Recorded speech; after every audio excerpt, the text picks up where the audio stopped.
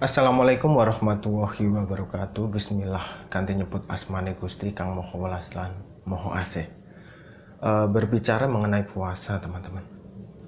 Kalian semua tentunya tahu tentang puasa, apa itu puasa, di mana kita harus berpuasa, bagaimana kita harus berpuasa, makanan apa yang harus kita makan ketika berpuasa. Tentunya teman-teman semua itu lebih tahu daripada saya.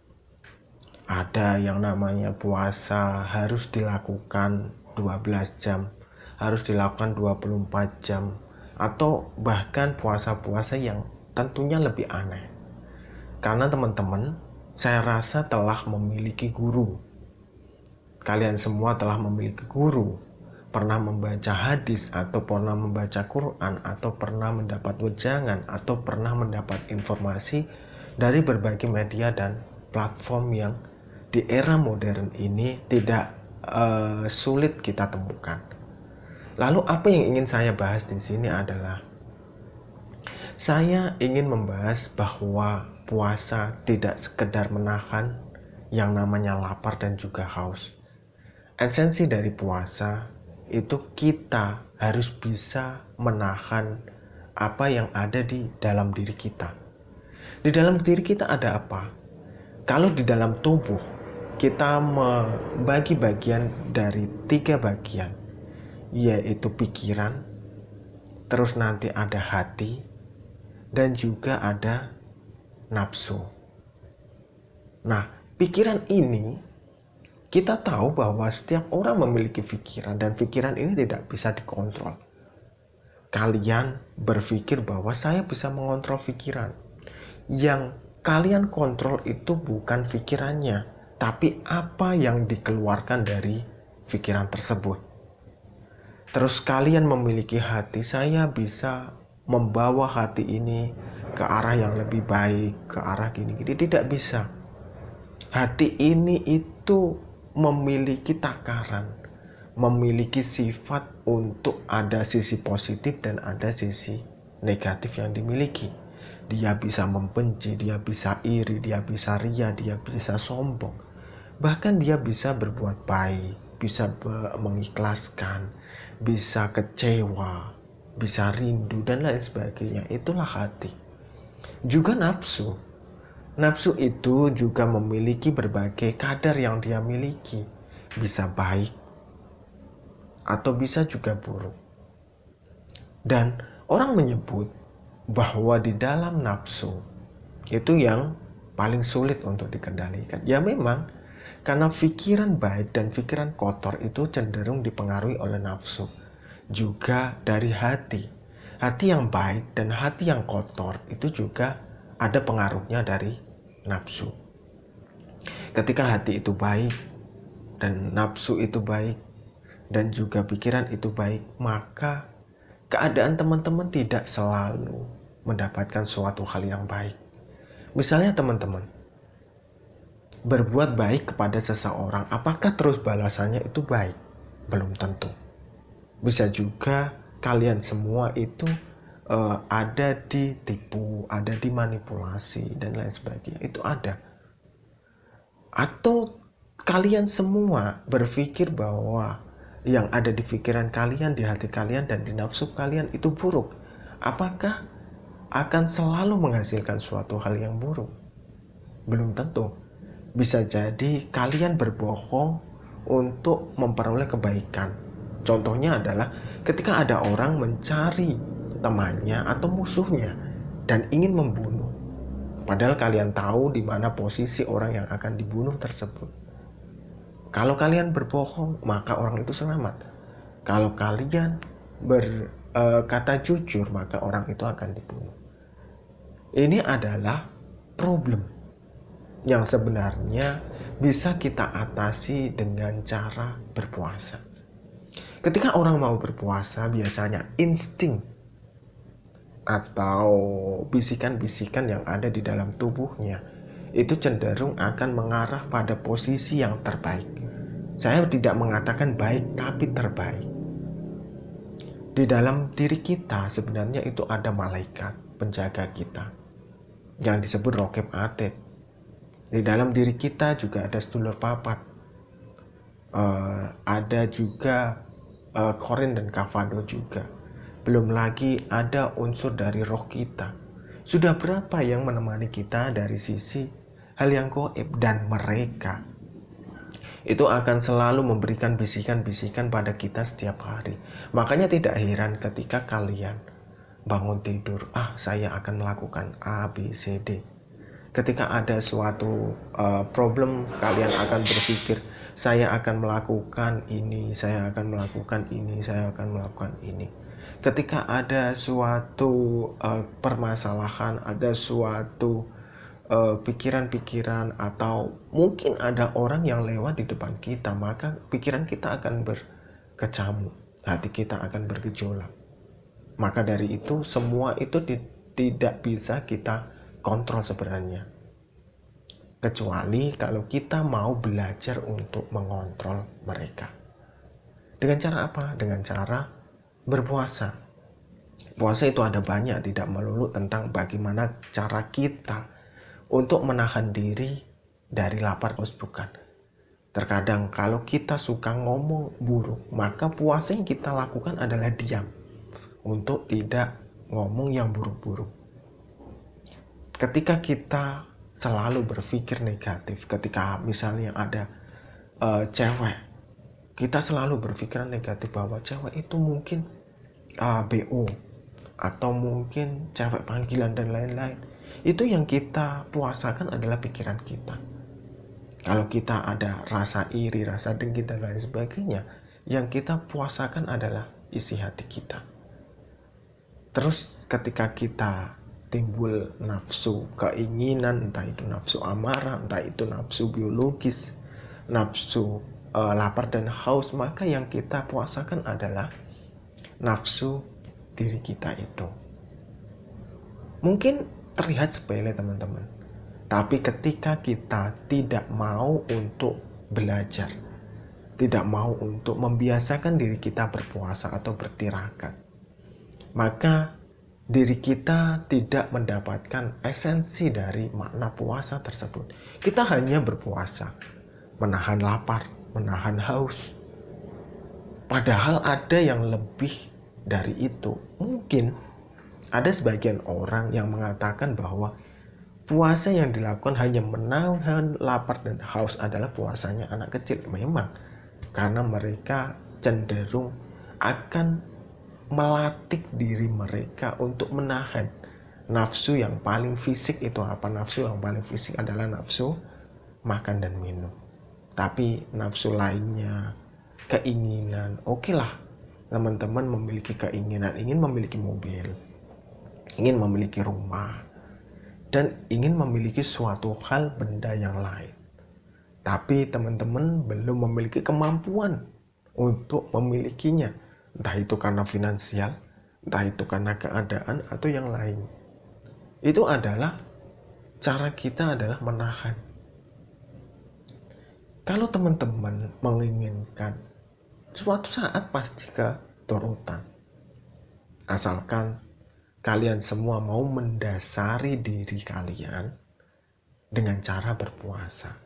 Banyak orang di berbagai negara, berbagai daerah, bahkan di Indonesia dan di Jawa, menjadikan puasa ini sebagai dasar dari berbagai tirakat yang akan mereka lakukan.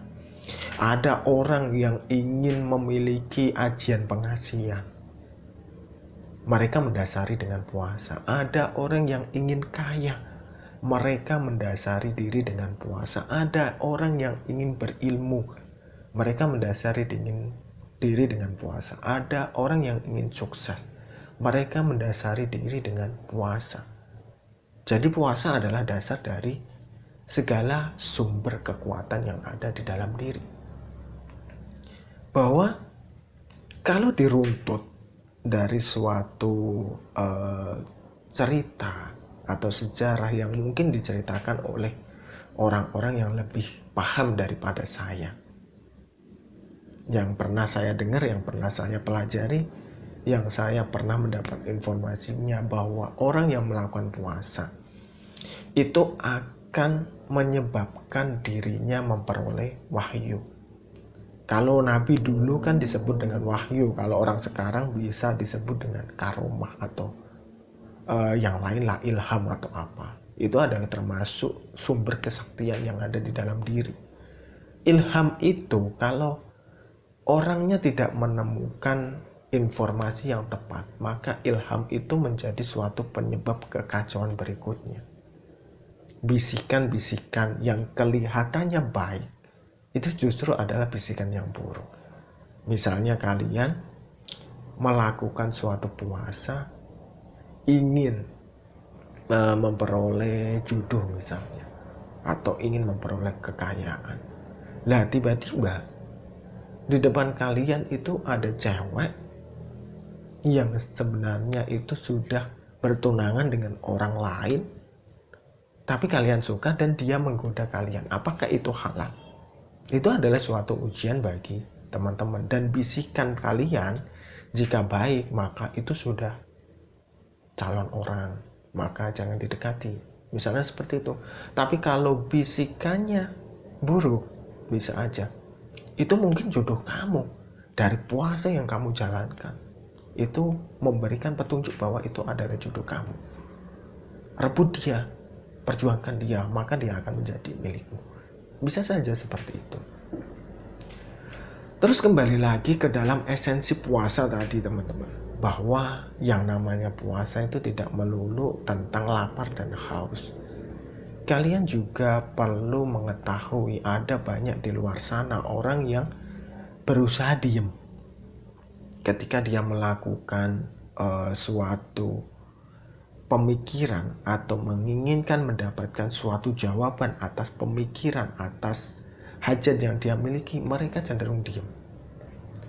Diem itu bukan karena dia tidak mau bicara atau tidak mampu bicara, tapi mereka cenderung menunggu informasi, merangkum dari apa yang terjadi di sekitar mereka, apa yang mereka dapatkan, mereka akan dirangkum.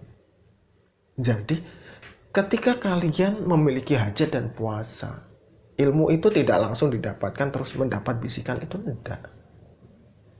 Ada orang lewat, terus kalian menemukan jawaban dari apa yang kalian tanyakan. Maka itu bisa kalian catat sebagai alternatif jawaban 1. Nanti di tempat lain lagi kalian misalnya browsing di internet, ada jawaban, kalian catat sebagai 2. Nanti ketika kalian mendapatkan informasi dari orang tua, kalian catat sebagai jawaban. Nah misalnya teman-teman sudah mendapat jawaban 1, 2, 3, 5 atau berapapun itu adalah jawaban-jawaban. Nah, terus kalian cari kira-kira lebih banyak mana? Lebih banyak jawaban yang mengiyakan atau menolak, atau mungkin jawaban itu langsung spesifik. Misalnya kalian ingin berusaha, kira-kira apa ya usaha yang saya lakukan? Saya tidak modal, tidak punya gini. Tiba-tiba ada orang lewat dan mengatakan, ternyata berjualan pentol itu untungnya banyak. Terus ada orang lewat lagi, ternyata berjualan kopi itu untungnya banyak. Terus orang tua kalian, kayaknya di belakang rumah itu ada pisang yang enak sebenarnya kalau dijadikan pisang goreng, dan itu kalau di warung-warung itu harganya misalnya 2.000 atau 5.000. Itu kan alternatif jawaban. Dan kalian tadi berpikirnya bahwa usaha tanpa modal. Kalau pentol membutuhkan modal, kalau tadi yang lainnya itu membutuhkan modal dan pisang goreng itu membutuhkan modal, kira-kira kalian pilih yang mana? Belum menemukan jawaban, lah dipilihlah yang paling terbaik, yang modalnya paling kecil. Itu adalah salah satu contoh dari ilham. Ilham itu tidak terus melulu kalian puasa, berdiam diri selama 40 hari, 100 hari, 1 tahun, terus mendapatkan bisikan, atau ada nanti malaikat Jibril datang. Nabi Muhammad yang seorang nabi pun didatangi pertama kali, itu langsung menggigil pulang ke rumah minta diselimutin istrinya. Lalu kalian misalnya seperti itu, tiba-tiba tidak memiliki guru pembimbing. Kadang yang teman-teman bahas kan, ketika tidak memiliki guru pembimbing gimana, terus apakah Anda sudah melakukan, apakah Anda itu memiliki guru, apakah ilmu Anda itu valid, yang biasa kalian tanyakan kan seperti itu. Padahal memang di dalam ilmu spiritual itu tidak melulu bahwa apa yang kita temui itu sesuai dengan ekspektasi kita, tidak. Bahkan kalian jika melihat fenomena ada makhluk halus yang diperlihatkan, dipertontonkan di televisi, di YouTube, atau di media-media yang sering kalian tonton, itu adalah makhluk-makhluk yang bisa saja adalah settingan. Yang aslinya itu mungkin lebih seram dari itu, atau mungkin lebih tidak seram dari itu. Cuma kalian ketika awal pertama bertemu itu akan kaget kan, seperti itu. Seperti kalian memiliki kucing. Kucing kalau tidak pernah kalian temui, kalian akan bertanya, itu galak atau tidak? Itu baik atau tidak? Itu mengancam jiwa saya atau tidak, kan seperti itu. Nah, juga ada macan. Ketika ada macan, kalian kan pasti takut, pasti lari. Padahal ketika macan itu dijinakkan dan ternyata dia jinak, ya keadaannya ya juga seperti itu. Maka pentingnya memiliki guru pembimbing adalah untuk membimbing diri kita agar kita mendapatkan arahan-arahan yang terbaik. Tidak terus ngawur-ngawuran, tidak. Karena ada resiko besar yang akan kita dapatkan jika kita tidak memiliki guru pembimbing. Banyak kok orang yang melakukan tirakat ini mereka justru telah memiliki guru pembimbing. Tapi satu yang mereka lupakan, mereka ingin cepat-cepat mendapatkan ilmu yang mereka miliki. Ini adalah suatu hal yang sumbernya dari nafsu. Bukan karena tidak boleh, bukan. Tapi biasanya suatu perjalanan spiritual itu ada momentumnya, ada waktunya, ada jalannya. Maka itu harus ditempuh. Kalau tiba-tiba dalam jangka waktu 1 hari itu harus bisa ilmu A, ilmu B, ilmu C, kalian misalnya kosong, tidak memiliki keahlian apapun, belajar ilmu komputer misalnya, itu pun sehari tidak akan bisa. Kalian belajar misalnya bermain piano misalnya, ataupun bermain kendang misalnya, ataupun belajar tentang suatu bisnis misalnya, jatuh bangun, terus belajar lagi, jatuh lagi, belajar lagi, itu biasa. Itu yang ilmu fisik bisa dirasakan, bisa dilihat. Bagaimana dengan ilmu rohani, ilmu yang bersifat tak kasat mata? Ini kan suatu hal yang sebenarnya perlu kita perhatikan berlebih. Kembali lagi ke dalam puasa dan lapar tadi, lapar yang membutuhkan makanan dan membutuhkan minuman, bahwa esensi ketika kalian sudah tirakat itu tidak lagi tentang makan dan minum, tapi ada yang lebih dari itu. Kalian sudah mulai menjaga mulut. Kalian akan semakin sakti jika mulut kalian dijaga. Soalnya orang yang memang nanti tirakatnya berhasil, apa yang diucapkan itu kecenderungan ini terjadi. Dan yang terjadi perlu diingat bukan selalu yang baik. Justru di awal-awal itu yang terjadi itu justru yang buruk-buruk.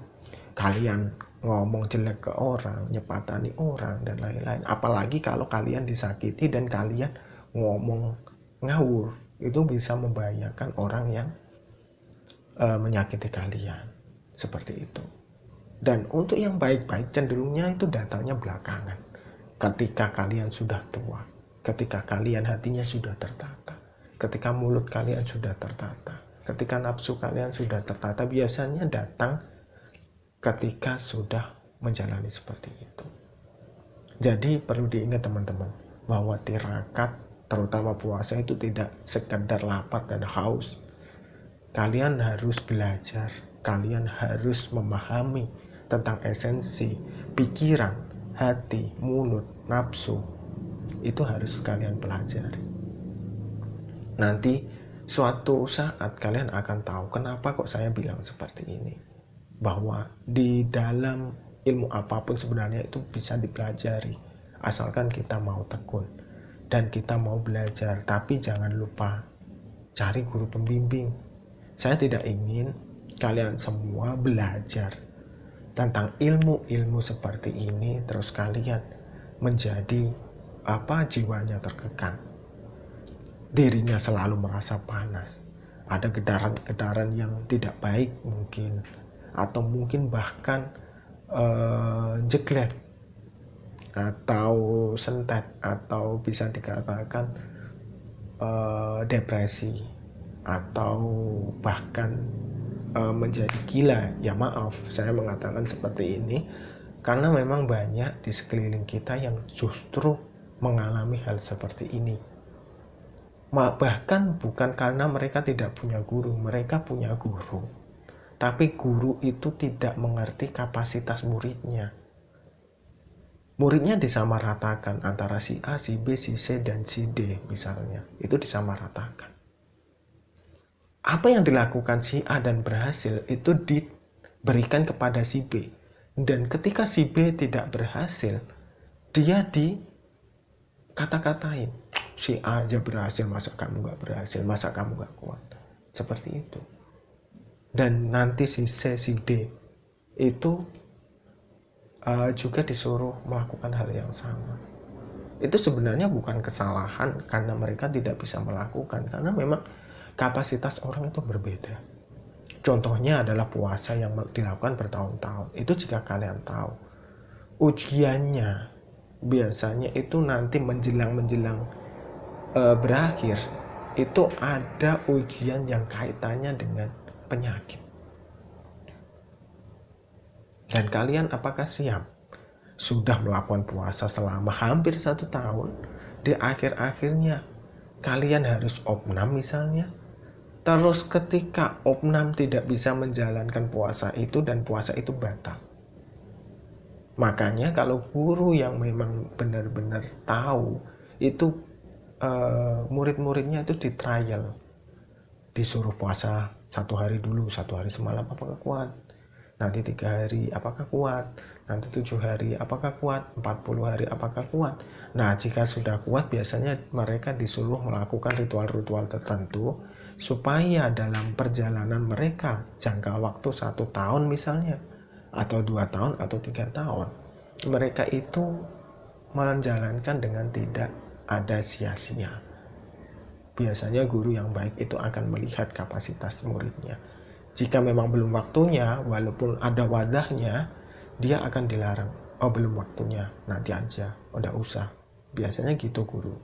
Nanti kalau sudah waktunya, kamu sudah baik dalam menjalankan kehidupan kamu sudah lebih bersih, lebih tenang, lebih tertata. Coba kamu puasa ini, terus melakukan amalan ini.